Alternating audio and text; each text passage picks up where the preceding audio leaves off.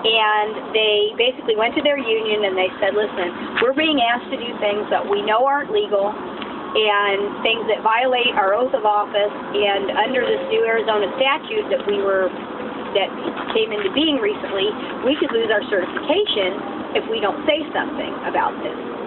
So they invited it's not a serious union, but sort of just like a legal representation thing. They invited their rep to come to the town council meeting. This was, I believe, June 14th, I think, 2011, and you can watch this video too, because I trained everybody in town that if you don't videotape it, it never happens. So I kind of got everybody trained early on to start recording everything. So this meeting comes, and the guy gets up to speak, and the town council, everybody but the mayor, gets up, walks out of the room on the poor guy. So they won't listen to his presentation. So the mayor says, okay, fine, Mr. Stair, you can speak at call of the public at the end then and give your presentation at that time. So the meeting ends, and Mr. Stair gets up to talk about this police officer's vote of no confidence and the allegations against the police chief, who of course was doing what the council wanted him to do, and they get up and they walk out on him again. But, you know, the council doesn't follow Robert's Rules of Orders literally. They use them kind of loosely. But no one stayed behind to motion that there was no quorum for the meeting and that the meeting couldn't continue. So since they all got it walked out, nobody called for a roll call for the quorum. The mayor let Mr. Stair speak.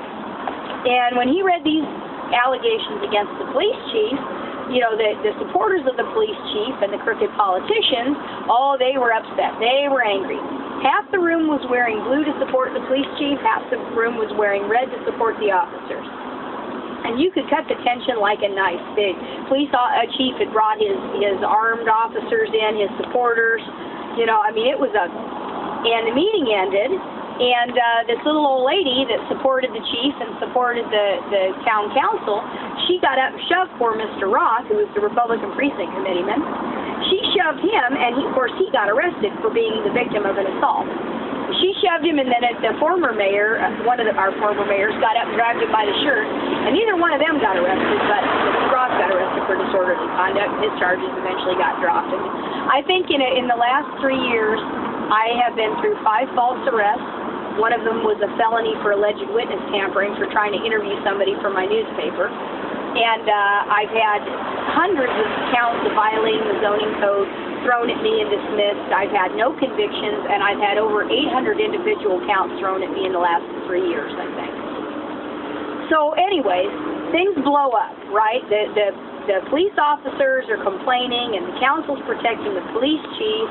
So their reaction to that is to take half the chairs out of the town council room, and so they can control the crowd better, and install video cameras, and they were bound and determined they were going to get something on somebody and teach these rabble-rousers a lesson. You know, one of the councilmen had even gotten up on the record, we call him Machine Gun Joe Winslow, because he said one day when the microphone was on and he didn't know it was on, I think if we could just catch all 5 of them in the front row, we'd just machine gun them. And Councilman Lucasson said, damn fine idea. They didn't know the microphone was hot, and I got a hold of the recording, and, you know, we nicknamed Machine Gun Joe. And if you Google Machine Gun Joe Quartzsite, you'll find out all about former Councilman Winslow. So the next meeting comes, and it's very odd because there's the police chief there, and he's got an officer at every corner. They're not letting the overflow stand in the aisleways. They're making people stay outside. All of a sudden, for the first time in history, Quartzsite's enforcing the fire code and the number of people involved is allowed in the room. And the meeting goes fairly well until the meeting ends. And at the end of the meeting, we got to call the public. A couple people spoke, and then I got up to speak. And when I spoke, I was talking about a tax that they had passed. And they had said, well, I guess if the state says we have to pass this tax, we have to pass it. And the state said no such thing. It was just a model tax that had been suggested by the state League of Cities and Towns. In other words, you could take all of it, part of it, some of it, none of it. It was like, hey, if you want to raise some revenue, here's a way you can do it. We just drafted a format for you. But they had lied and said they had to pass it when they didn't. So I got up to call the public, and I started to say that they weren't being truthful, and Machine Gun Joe Winslow says, I make a motion we have her removed from the meeting. All in favor say aye. Well, you can't can't make a motion during call of the public, first of all. So the mayor says, you know, Councilman Winslow, you're out of order. She's got the floor. They all scream, aye. They start yelling and screaming to drag me out of the meeting. The police try and grab the microphone from me. The mayor's yelling at the police, let go of her. She's got the floor. The video of this went viral. And long story short, the police drug me out of the meeting. And one of the police put me in a compliance hold and jerked me completely off my feet and tore the ligament in my elbow. So next thing you know, they ended up having to call the ambulance.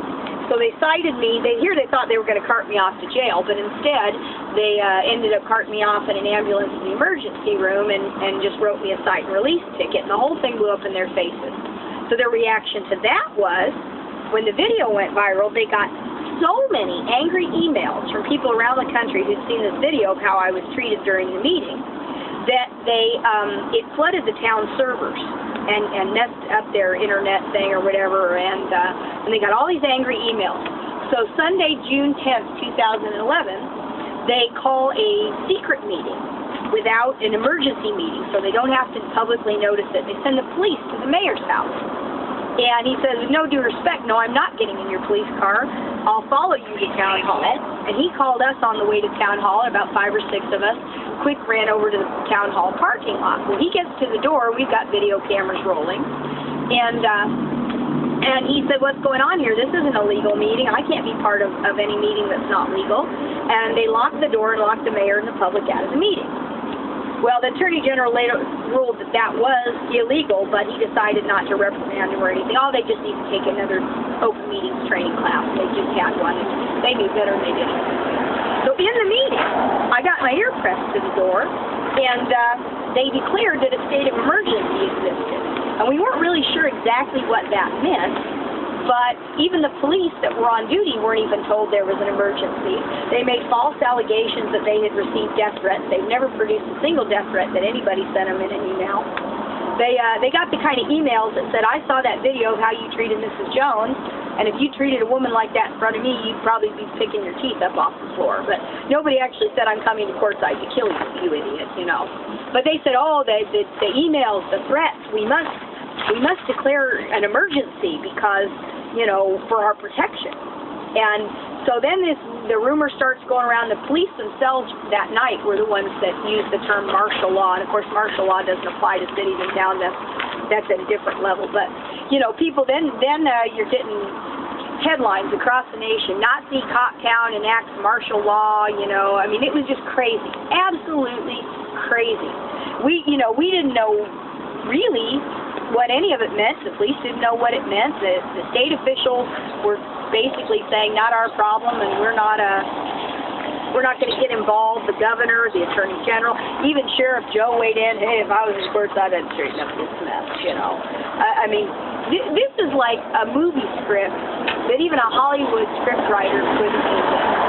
You know, but the reality is that anybody who questioned what they were doing or how they were spending money, I mean, the very things that Americans should be doing, going to their town council meetings, you know, asking about expenditures, asking about decisions that are being made, you know, questioning those decisions and things. You know, you want people to participate in their government, but we were being punished for that, and nobody was intervening to help us. We were really on our own, and the mayor, bless his heart, he tried everything he could. He knocked on every door at the state level, met with anybody who'd meet with him. Everybody just kicked the football down the road. Not my problem, not my department, not my jurisdiction. Fill out this form, file this complaint, you know. And so far, we've uncovered a mountain of evidence about things that have happened here. For instance, DPS investigated those police officers' complaints.